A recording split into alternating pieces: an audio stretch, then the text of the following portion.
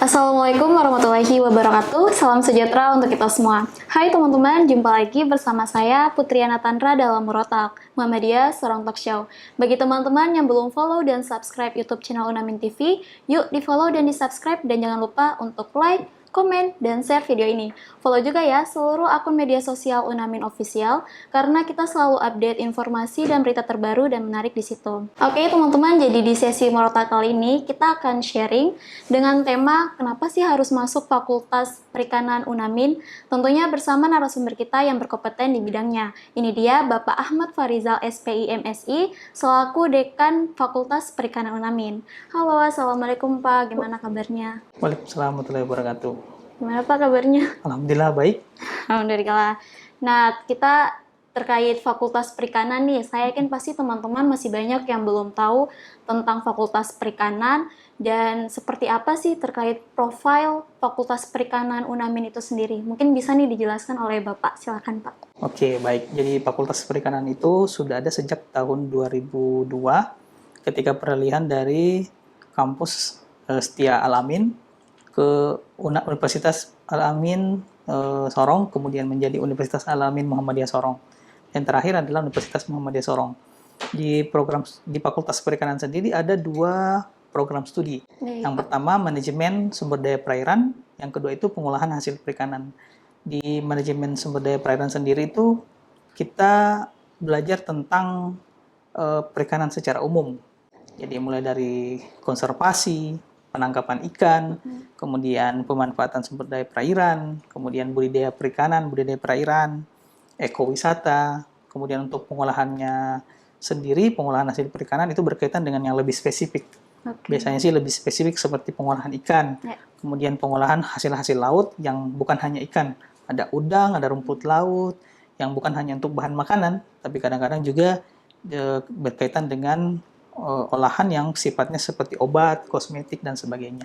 Jadi secara umum Fakultas Perikanan itu sendiri merupakan fakultas yang ada di dalam bidang eksakta yang nantinya bisa memberdayakan sumber daya manusia, milenial yang kalau bergelut di dalam itu tentunya bisa menjadi orang-orang yang expert di bidang perikanan dan kelautan itu sendiri. Oke, baik Pak. Jadi di Fakultas Perikanan Unamin ini terdapat dua prodi, yaitu pertama S1 Manajemen Sumber Daya Perairan dan S1 Pengolahan Hasil Perikanan. Betul. Apa saja sih Pak yang menjadi keunggulan dari kedua prodi tersebut?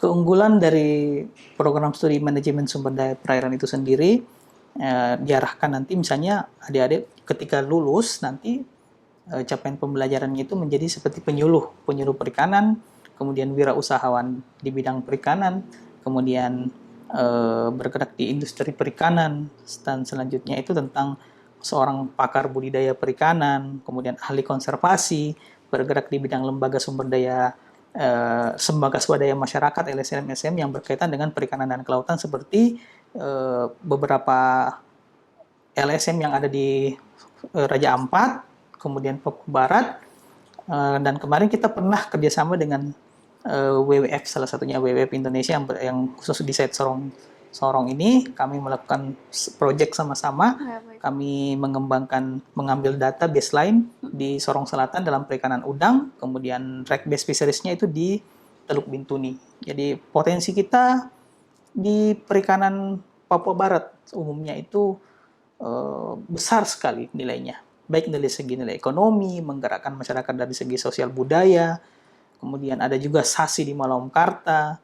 Jadi semacam track base fisheries ini masih membutuhkan tenaga-tenaga muda, yang artinya adik-adik di sini yang kalau sudah belajar, sudah lulus nanti tuh bisa jadi expert di bidang perikanan dan kelautan seperti pengolahan sumber daya perairan. Nah, yang paling pasti itu ekowisatanya. Ekowisata. Kita punya potensi ekowisata yang begitu besar seperti di Raja Ampat. Itu yang umum orang tahu. Tapi di Raja Ampat ini hanya sebagian kecil. Ada yang paling dekat itu seperti di Sorong, dari Tanjung, Sauka, itu masyarakat kelolanya parsial. Tapi masyarakat kurang mengelola dengan baik.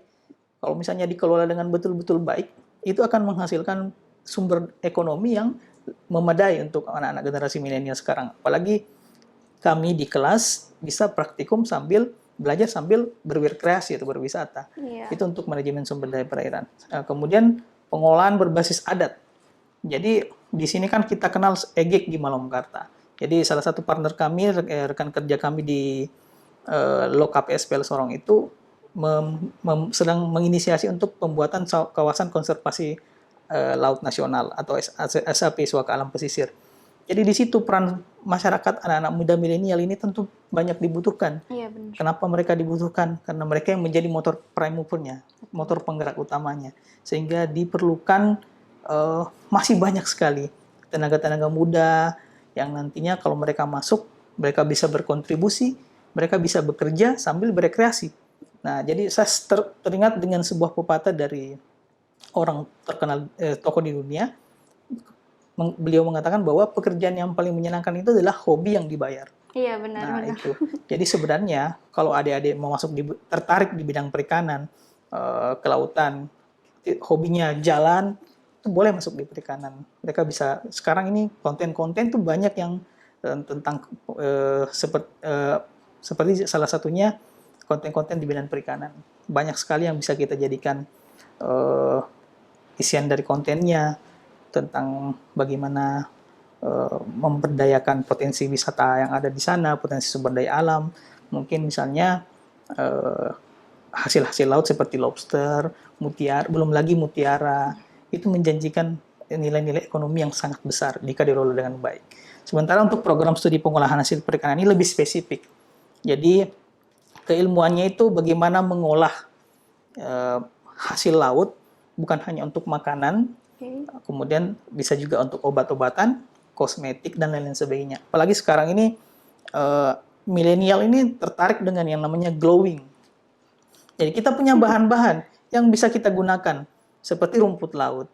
Kita bisa menjadikan rumput laut sebagai sabun, sebagai bahan-bahan kecantikan, bahkan gel dari obat itu, kalau menggunakan gelatin kan mungkin ada yang mungkin mohon maaf kalau agama tertentu tidak mengkonsumsi. Tapi kalau misalnya gelatinnya dari rumput laut, kapsul pembungkus obat, tentu dia semua bisa mengkonsumsi. Jadi sebenarnya lebih spesifik kalau di pengolahan hasil perikanan itu orang-orang yang mau belajar lebih detail. Kalau MSDP itu lebih umum. Mungkin itu. Oke, wis keren banget ya. Nah, kita sedikit berbicara di luar topik nih, Pak. Kalau kita membahas tentang perikanan, memangnya seberapa penting sih perikanan di Kota Sorong itu? Kota Sorong ini dikenal sebagai tempat pendaratan ikan. Salah satunya itu PPI Pangkalan Pendaratan Ikan PPI Kelaligi. Jadi PPI Kelaligi itu hampir setiap hari orang datang masuk beli ikan. Pernah satu ketika pemerintah mau mengumumkan PPKM pembatasan kegiatan, masyarakat langsung berbondong-bondong. Itu artinya dapur masyarakat ada di situ sebagian. Karena bahasa orang, ikan di Sorong itu matinya baru satu kali. Beda dengan ikan yang ada di Jawa sana. Mungkin sudah mati berkali-kali. Karena sudah harus lewat laut, diantar sedikit sejauh mungkin. Jadi matinya berkali-kali. Sementara ikan di sini rasanya lebih segar. Contohnya, teman-teman bilang, udang di Bintuni dengan udang di Sorong Selatan itu beda rasanya. Bahkan udang yang di Bintuni itu walaupun kecil tapi rasanya manis. Nah, beda lagi dengan udang yang ada di Teluk Bintuni. Begitupun dengan di Kaimana. Jadi potensi-potensi ini sebenarnya perlu kita kembangkan. Sorong Raya ini punya potensi perikanan yang sangat besar. Jadi siapa yang mau mengelola? Perusahaan-perusahaan yang masuk ke sini, tenaga-tenaga kerja asing itu dari luar semua. Jadi kalau misalnya roda ekonomi dikelola orang luar, tentu akan berdampak bahwa uang yang ada di sini, perekonomian yang ada di sini hanya milik orang luar. Beda dengan kalau misalnya anak-anak generasi muda yang mengelola di sini. Jadi kesejahteraan itu bukan menjadi mimpi, bukan menjadi tagline bahwa kita hanya meningkatkan kesejahteraan untuk sekian orang. Tetapi kalau misalnya masyarakat itu kita bisa ajak generasi milenial, ayo masuk ke sini. Jangan hanya masuk ke politik, kemudian teknik, atau mungkin manajemennya, tapi masuk ke perikanan juga. Supaya kompetisinya itu lebih merata di berbagai bidang. Jadi bidang perikanan dan kelautan di Sorong ini masih membutuhkan tenaga-tenaga baru, tenaga-tenaga segar yang bisa diberdayakan. Kalau bukan kita, siapa lagi? Kalau bukan sekarang, kapan lagi? betul.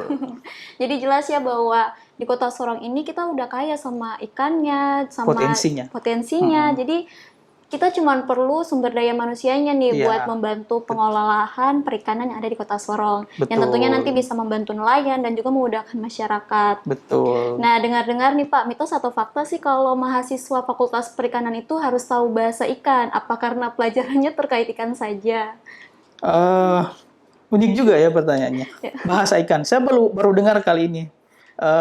Sepertinya sih tidak. Cukup sebenarnya kalau kayak orang sakit. Orang sakit kan nanti dokternya tanya, kamu sakit apa gini-gini. Tapi kalau kita hanya mengidentifikasi gejala, ada mata kuliah tertentu yang berkaitan seperti penyakit ikan, genetika ikan, bagaimana merekayasa ikan, misalnya pertumbuhannya dari 4 bulan menjadi 3 bulan atau lebih cepat, kemudian ukurannya menjadi lebih besar, kemudian rasanya atau warnanya, seperti ikan-ikan hias, itu ada di beberapa mata kuliah kami.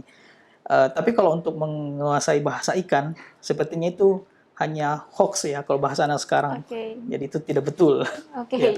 jadi bisa dibilang bahwa mahasiswa Fakultas Perikanan ini dokter ikan ya, karena contoh kasus kalau ada ikan yang sakit mereka tahu, oh ikan ini kena parasit A nih. Iya, Jadi kita betul. tidak bisa anggap remeh mahasiswa perikanan, karena memang nyatanya mereka itu pintar-pintar dan luar biasa tentunya. Iya, betul. Jika belajar dengan sungguh-sungguh. Iya. Nah Pak, sekarang kan kita udah masuk di kurikulum baru nih, yaitu Merdeka Belajar Kampus Merdeka atau MBKM. MBKM. Apakah Fakultas Perikanan di UNAMIN sudah menerapkan kurikulum tersebut, Pak? Saat ini kami belum full menerapkan MBKM. Dikarenakan karena 2 faktor. Ada mahasiswa yang sebelumnya, yang kalau dikonversi semua, itu akan menyulitkan mahasiswa. Jadi kami ambil jalan tengah, MBKM itu hanya untuk mahasiswa yang semester baru, 1, 2, seperti sekarang semester genap, berarti semester 2, sementara yang atas tetap menggunakan kurikulum KKN yang lama, tapi tetap pembaharuan. Nah, MBKM di kita ini sudah diterapkan, apalagi kemarin program studi pengolahan hasil perikanan berhasil memenangkan hibah kerjasama kurikulum. Jadi sudah diimplementasikan di Prodi PHP sendiri dan juga MSDP-nya sendiri. Kami singkatnya begitu kalau PHP, bukan pemberi harapan palsu ya, bukan, tapi pengolahan hasil perikanan. Jadi di PHP-nya sendiri itu kita sudah menerapkan MBKM. Jadi ada beberapa kerjasama dengan DUDI, ada istilahnya DUDI, dunia usaha, dunia industri. Ada beberapa industri. Betul. Jadi ada beberapa perusahaan yang kami ajak kerjasama sebagai langkah awal, dan berikutnya kami akan kembangkan perusahaan-perusahaan tersebut. Kami akan membuka pintu kerjasama seluas-luasnya. Jadi adik-adik kita yang masuk akan bisa merasakan link and match. Jadi mereka akan memahami bangku kuliah selama 1 sampai 4 semester. Begitu semester 4 mereka akan keluar. Mereka akan kita arahkan untuk masuk di dunia magang di dunia industri maupun instansi perguruan tinggi yang ada di luar. Jadi semester 4 itu dia akan kuliah di program studi yang ada di dalam kampus. Kemudian di semester 5 dan 6 itu mereka akan melakukan magang di perusahaan serta kuliah di kampus lain di luar Pulau Papua. Jadi salah satunya itu yang kami sudah ajak kerjasama dengan Universitas Patimura di program studi yang sudah kami tunjuk. Jadi begitu. Jadi MBKM itu bagaimana mengenalkan budaya luar. Selain mata kuliah yang ada di kampus yang lain, juga mengenalkan kehidupan yang baru, kemudian iklim yang berbeda, sehingga mahasiswa ini ketika lulus nanti tidak akan kaget.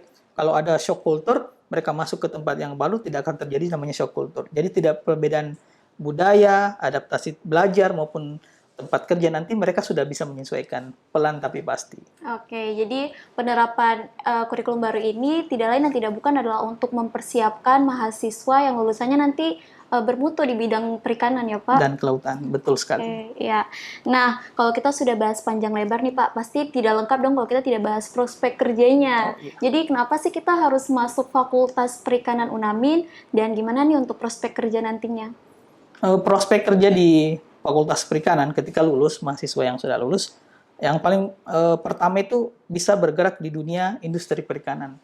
Jadi kita tahu 2/3 wilayah kita itu adalah laut. Jadi siapa yang akan mengelola 2/3 wilayah itu kalau bukan sumber daya kita sendiri? Jangan lagi orang lain yang kelola. Potensi ini selama ini kan hanya jadi potensi. Memang kita sebagai negara maritim melalui program Pak Presiden yang diturunkan ke Kementerian Kelautan dan Perikanan bahwa ada yang namanya blue economy. Jadi blue economy ini menciptakan perekonomian yang berbasis kelautan dan kemaritiman. Nah, kemarin berbicara tentang industri perikanan, saya membaca sebuah artikel bahwa potensi udang di entah itu di Sorong Selatan, Teluk Bintuni, Kaimana, dan Papua secara umum, Papua Barat dan Papua secara umum, itu bisa bernilai sampai 1,7 triliun. Nanti kita bisa cek datanya. Di Sorong Selatan sendiri, survei kami bersama WWF Indonesia, site Sorong, mereka bisa menghasilkan sampai puluhan miliar hanya dalam setahun. Bahkan nelayan-nelayan itu yang ada di distrik Teminabuan, distrik Konda, dan distrik Inanwatan, per bulannya itu menghasilkan pendapatannya, mereka bisa mendapatkan 4-7 juta per bulan. Kalau misalnya dibanding dengan upah minimum Provinsi Papua, UMP Papua itu hanya 3 juta, itu tentu jauh di atas UMP sampai 2 kali lipat. Jadi ini potensi yang sangat besar. Siapa lagi yang kalau bukan kita? Masa orang lain semua yang dari luar sana, mutiaranya yang belum dikelola. Jadi di daerah-daerah kita, kalau kita bisa mengelola potensi mutiara dengan baik itu, kita akan mendapatkan prospek penghasilan. Minimal orang-orang yang ada di sekitar kita itu bisa kita pekerjakan. Jadi bisa menjadi kegiatan yang padat karya. Kemudian rumput laut. Rumput laut itu masa panennya hanya 45 hari.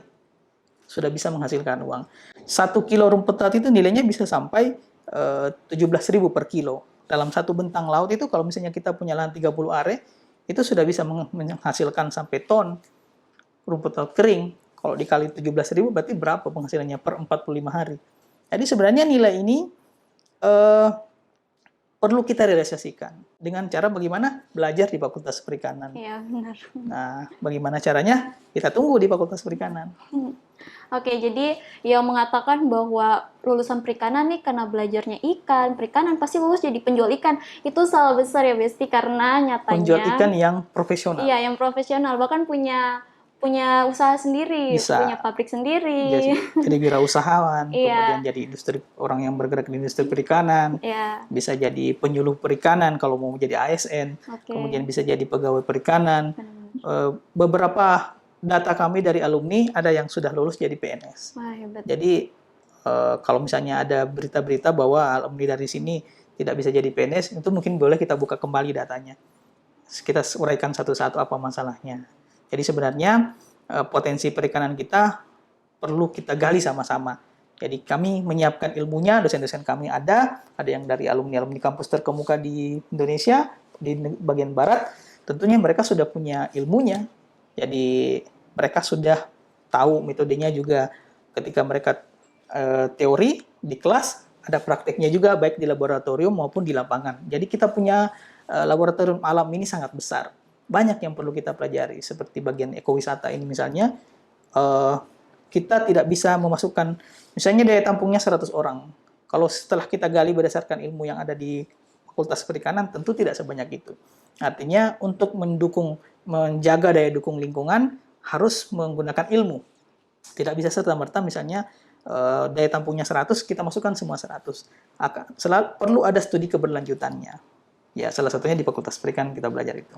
Oke, jadi udah tahu ya kalau lulusan perikanan nantinya bisa kerja di instansi ternama, di pemerintahan, atau bahkan bisa perusahaan besar intinya, atau bahkan nih bisa melanjutkan peranan atau perjuangan Ibu Susi Pujiastuti. Betul, juga bisa jadi dosen kalau mau lanjut. Iya, Jadi ada iya. beberapa alumni yang sementara kami kuliah juga. Oke, nah terakhir nih Pak, mungkin ada tips dan saran untuk mahasiswa Fakultas Perikanan atau bahkan ada teman-teman yang mau masuk di Fakultas Perikanan UNAMIN, silakan Pak.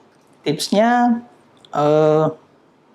bagaimana kita menggali potensi perikanan itu, tentu ada di diri kita masing-masing. Jadi misalnya, kompetisikan saat ini tenaga semakin terbuka, apalagi di era revolusi industri 4.0, kompetisi yang semakin terbuka, bukan tidak mungkin kita akan bersaing dengan orang-orang dari luar. Jadi tipsnya adalah terus belajar, kemudian bergabung di Fakultas Perikanan, dan kami tunggu. Baik Pak Farizal, terima kasih atas jawaban yang telah Iya. diberikan. Terima kasih juga ya Pak Sama-sama. karena telah hadir di studio kita hari ini. Terima Semoga kasih. apa yang Bapak sampaikan bermanfaat nih untuk kita semua yang sedang menonton. Terima kasih Pak. Sama-sama. Nah, itulah tadi informasi yang telah disampaikan oleh Bapak Ahmad Farizal selaku Dekan Fakultas Perikanan Unamin. Semoga apa yang beliau sampaikan bermanfaat bagi kita semua ya. So, teman-teman yang mau masuk Fakultas Perikanan Unamin, pilihan kalian itu udah tepat loh, karena kalau kalian masuk fakultas ini, kalian bisa mengembangkan diri sekaligus membantu mengembangkan potensi perikanan yang ada di Indonesia. Jadi dari yang kita tahu, kita semua juga pasti tahu ya kalau Indonesia itu adalah negara maritim terluas di Asia Tenggara. So, kenapa tidak jurusan perikanan itu pasti diperlukan dalam membantu pengelolaan perikanan yang ada di Indonesia. Saya ingatkan kembali ya kepada teman-teman, jangan lupa untuk follow semua akun media sosial Unamin Official. Akhirnya saya Putriana Tandra pamit undur diri. Mohon maaf jika ada salah kata. Terima kasih. Wassalamualaikum warahmatullahi wabarakatuh.